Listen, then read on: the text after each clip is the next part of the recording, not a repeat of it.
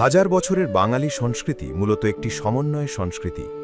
এই অঞ্চলে হিন্দু, মুসলিম, বৌদ্ধ, খ্রিস্টান সহ বিভিন্ন ধর্মের মানুষ শতাব্দীর পর শতাব্দী ধরে পাশাপাশি বসবাস করে এসেছে। বাংলার লোক সাহিত্য, গান, উৎসব, খাবার ও দৈনন্দিন জীবনযাত্রায় এই সম্প্রীতির ছাপ স্পষ্ট।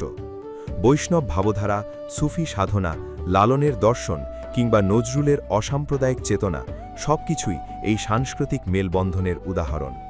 এই সম্প্রীতি শুধু ধর্মীয় সহাবস্থান নয়, বরং আমাদের জাতীয় ঐক্য, সামাজিক স্থিতিশীলতা ও অর্থনৈতিক উন্নয়নের অন্যতম ভিত্তি।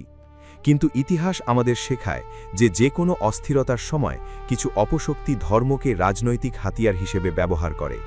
তারা গুজব, উস্কানি ও সোশ্যাল মিডিয়ার মাধ্যমে বিভেদ সৃষ্টি করে। একটি ছোট ঘটনাকে বড় করে উপস্থাপন করে সাম্প্রদায়িক বিষ ছড়ানোর চেষ্টা করে। ফলে সমাজে আস্থার সংকট তৈরি হয়, অল্প সংখ্যক সম্প্রদায়ের মধ্যে নিরাপত্তাহীনতা বাড়ে এবং সার্বিকভাবে দেশের অগ্রগতি বাধাগ্রস্ত হয়।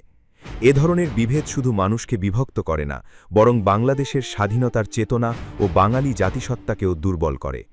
আজকের ডিজিটাল যুগে তথ্য ছড়ানো খুব সহজ, কিন্তু সত্য যাচাই করা ততটাই কঠিন। অপশক্তি এই সুযোগকে কাজে লাগিয়ে ধর্মীয় অনুভূতিতে আঘাত করে অশান্তি তৈরি করতে চায়। যদি আমরা সজাগ না থাকি, তাহলে এই ষড়যন্ত্র সফল হতে পারে এবং হাজার বছরের ঐতিহ্য নষ্ট হয়ে যেতে পারে। সম্প্রীতি বজায় রাখা শুধু নৈতিক দায়িত্ব নয়, এটি জাতীয় নিরাপত্তা ও উন্নয়নেরও প্রধান শর্ত। আমাদের করণীয়: প্রত্যেক গুজব ও খবর যাচাই করে নিন, অন্ধভাবে শেয়ার করবেন না। সব ধর্মের উপাসনালয় ও ধর্মীয় স্থানের নিরাপত্তা নিশ্চিত করুন। যে কোনো উস্কানিমূলক কর্মকাণ্ড দেখলেই আইন শৃঙ্খলা বাহিনীকে জানান। প্রতিবেশী ও সমাজে সব ধর্মের মানুষের সঙ্গে ভ্রাতৃত্ব, সৌহার্দ্য ও সম্মান বজায় রাখুন।